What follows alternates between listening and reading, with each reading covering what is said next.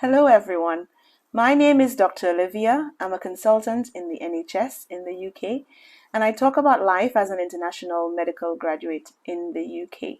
If you're new, thanks so much for stopping by, and if you've been here before, welcome back.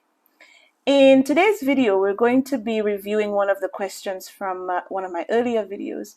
That is, what is the expected salary of a junior doctor coming to the UK? And not only that, what will you need to have taken away from that salary after it has been given to you, i.e. there are professional fees, etc., that are mandatory deductions. So what are those things that will be taken away, and how much can you actually expect at the end of the month after those things have been taken away? So hopefully as we go along, I can try to show you some of the pictures I have here on my laptop, and you can follow along as I'm trying to dissect the various points that are being made. So stick around if you think that this may be useful to you or someone like you.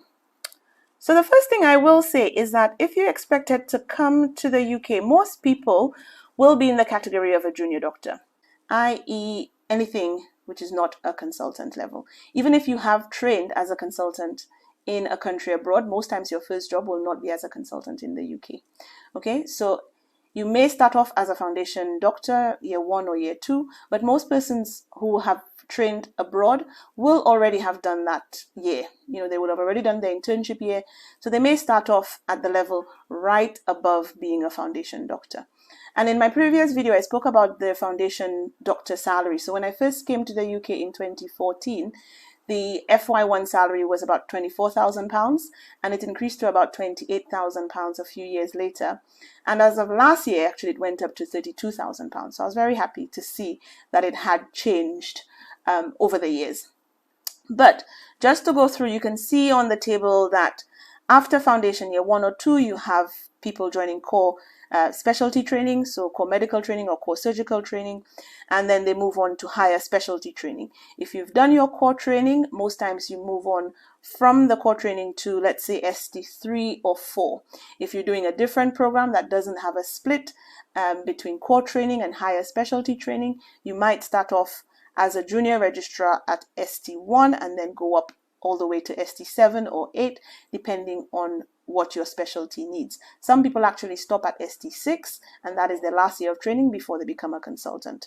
Okay, so having said that, if you come to the UK, you may not necessarily jump onto the specialty training program straight away. So then what's left? So most hospitals hire people as either a junior clinical fellow, which is similar to what's called a trust grade SHO, or a senior clinical fellow, which is similar to a trust registrar, for example. The junior clinical fellow or trust grade SHO jobs tend to, at the moment, probably be about £30,000 to £50,000 a year, and the senior clinical fellow or trust grade registrar posts tend to be about £50,000 to £65,000 a year. If you get a job as a specialty doctor or as an associate specialist, that will be in a higher category, because most times those persons are seen pretty much as consultants, but they haven't gone through the exact training that the consultants on the specialist register in the UK would have gone through.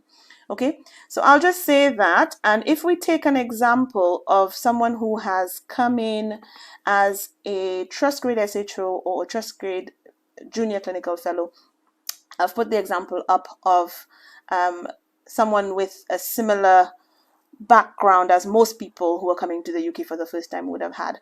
Okay, so thanks to Medic's Money, I've stolen this example of a payslip, and I will highlight a few things on there. So number one, you can see that they've given you an assignment number which is dedicated to you, just as you do your HR and your transactions and speaking to the HMRC, which is the tax deductions, etc. The next thing that you can see, actually I'll go to number 5, which is the salary of 40,257.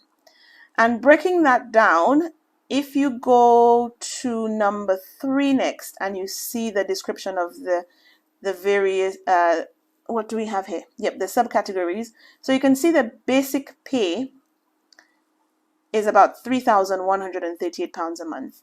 And then what's next is usual additional roster hours. So if you work anything over 40 hours a week, you get paid for these additional hours. And so that person would have got £98 extra. And then you also have night duty and weekends. So if you work nights or if you work weekends, you get additional pay as well. So that's highlighted. And then we can go over to the deduction segment. So the first thing I would say before we look at the actual deductions is the tax code. And we briefly mentioned this before as well, in that 1257L tends to be the most common tax code because that is the allowance, or it relates to the allowance that people have in terms of a tax-free amount. The first £12,570 is not taxed, and then the remaining salary is taxed at varying amounts depending on how high your salary is. Okay, and we can see that the breakdown of the salary remaining, so we can see the PAYE, which is the income tax, and then we have national insurance. Again, people fall into different categories of national insurance. You pay different amounts based on your social circumstances. So for example, if you're a married woman or if you're less than 21 years old, you will be paying a slightly different national insurance. National insurance goes towards the state benefits as well as state pension. So everyone pays PAYE and national insurance. Okay, and then you can see the NHS pension, which for this person is 9.3%. So that is automatically taken out once you start work. However, you can opt out of the NHS pension scheme, but you have to fill out a form and go through your work payroll, etc., and ask to be removed from the NHS pension scheme if you do not want to pay NHS pensions. It's always important to note, though, that if you remove yourself from NHS pensions, that actually your PAYE will go up and the amount that you pay in tax will go up as well. So you have to think about whether you want to go down in that direction. And some people have student loans taken away automatically, depending on the government scheme that they were under at the time of medical school. So this junior doctor who has come over has a salary of £40,257 and is taking home £2,724. I have another example of somebody who has come across and is earning £48,075 and they live in London. So the basic pay is counted as 4,000, and to be in London or to work in London, you also get a London weighting scale added to your salary, which is usually about £2,000 a year. So it's an extra £180 a month, and so there's no on-call, so no extra rostered hours on there. And you can see that there's PAYE, national insurance, and NHS pensions as from before. However, the PAYE sometimes can fluctuate, and when people move from job to job, that tends to always be a problem, that they may not have taken out or taken too much tax, and so month to month the pay slips may vary as a result of that.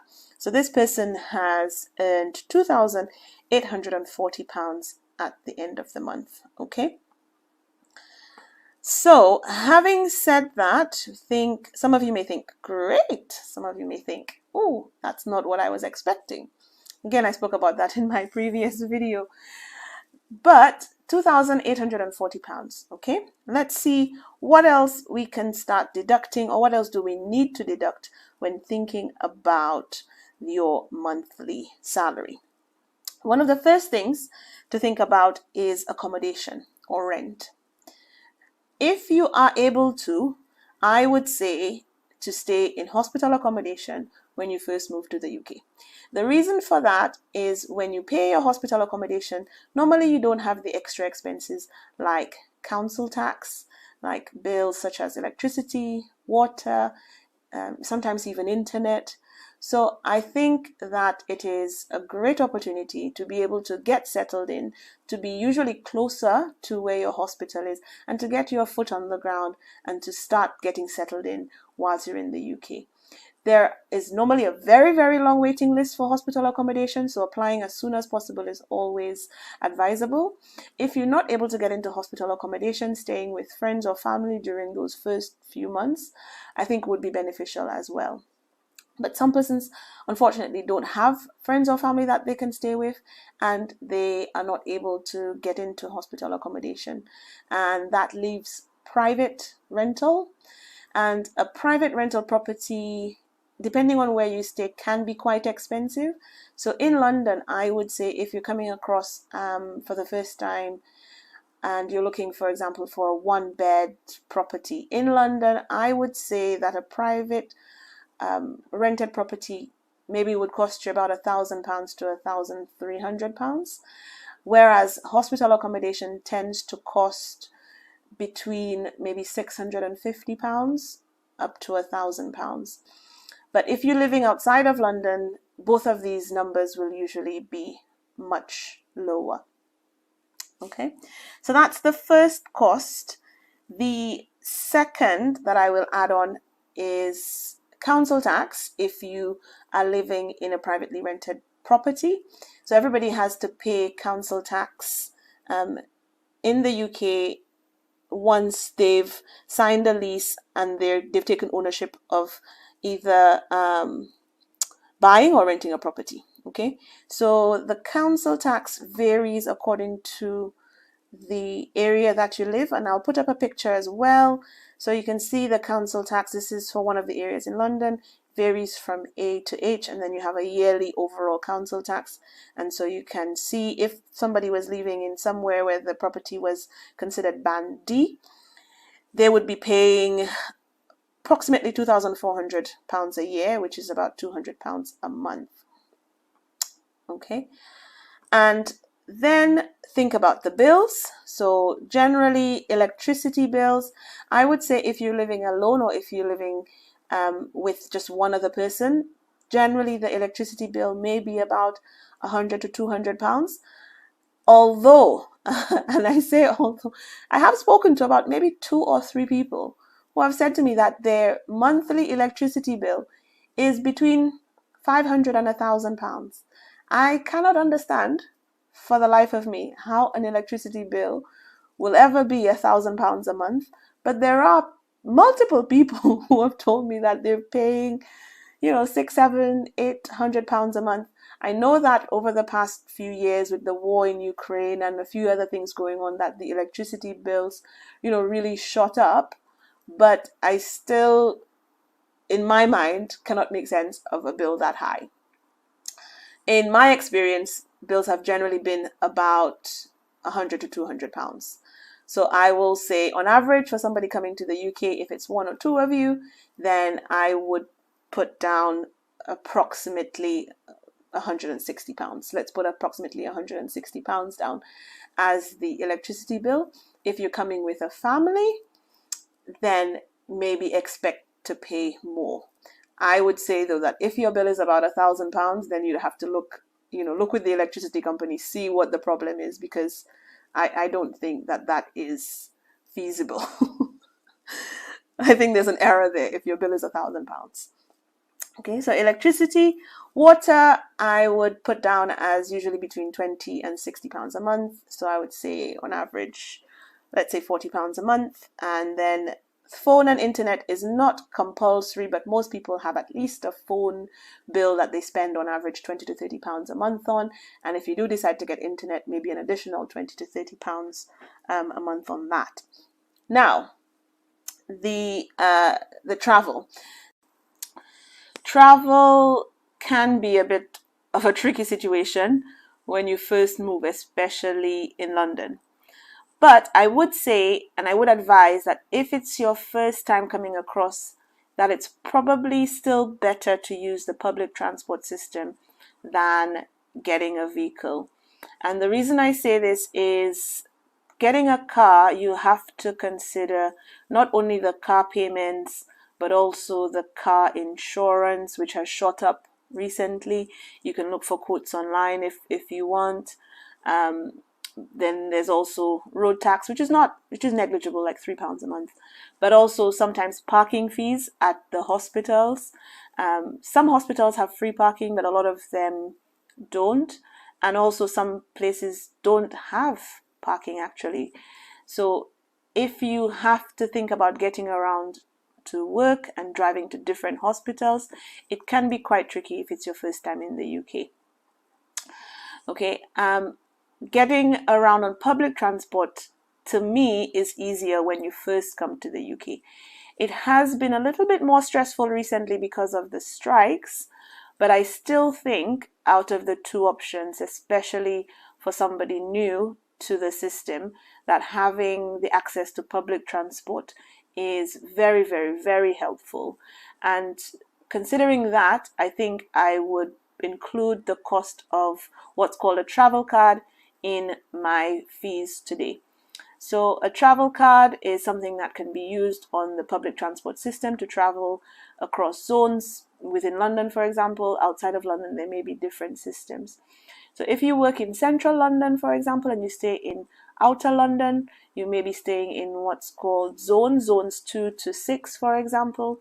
And if you need to get a travel card from zone 1, which is central London, to outer London for the month, that's going to cost you about £300. Okay, but having a car is still more expensive, usually, than the cost of a travel card. Okay, and then we've got professional fees. So everyone has to pay some form of professional fees. The General Medical Council, it's compulsory to get registered with the General Medical Council to work in the UK, and you have to pay every month or every year, if whichever way you choose. So for me, the General Medical Council bill is about £45 a month.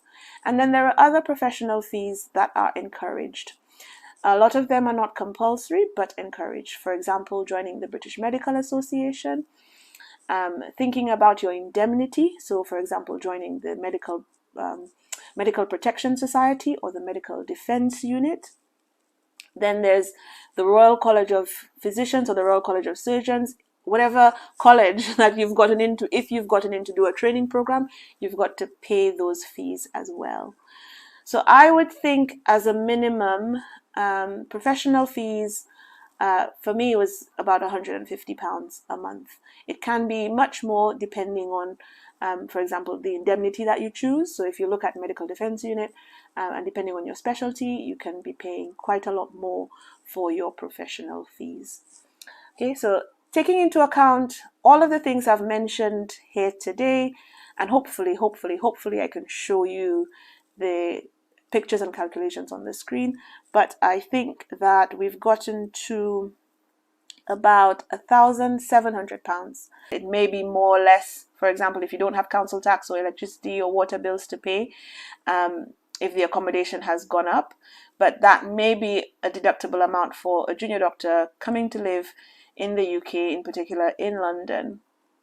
And then, so somebody who's making 2,800 or 2,700 may have £1,000 left over, as it were, to carry on as they please. But there are lots of other things that should be taken into account when thinking about budgeting, which I haven't included here because they can be so variable. So things like your groceries, that can be quite a high figure, but again, it is so variable that some people spend maybe £100 a month, and some people spend maybe about £400, £500, £600 a month. And if you have a family, that number will automatically be much higher. So things like groceries haven't been included. Going out, if you want to eat out, for example, doing leisure activities, doing things like your hair and your nails, if that's sort of your thing. And I haven't included additional fees such as student loans. Don't forget your student loans if you've got them, or don't forget any loan if you've got something back home, a mortgage or an agreement with family or friends that you're paying back. Don't forget to include that amount. So that's where we've come up to today. Let me know if this has been helpful in any way, shape or form. If it has, please feel free to leave a comment, share the video, and don't forget to subscribe. I also want to hear from you about your experiences. If you've already moved to the UK and you have experienced some of these fees that I talk about, leave me a comment down below. Are my fees exorbitant in the ones that I've highlighted? Are they much lower than you thought it would be? Is your electricity bill £600 a month? And how the hell is that possible? Oh, sorry about using the word. If you've got any other suggestions or any other questions or any other comments, I would love, love, love, love, love to hear from you. Until next Sunday then, see you. Take care of yourself. Bye, Dr. Olivia.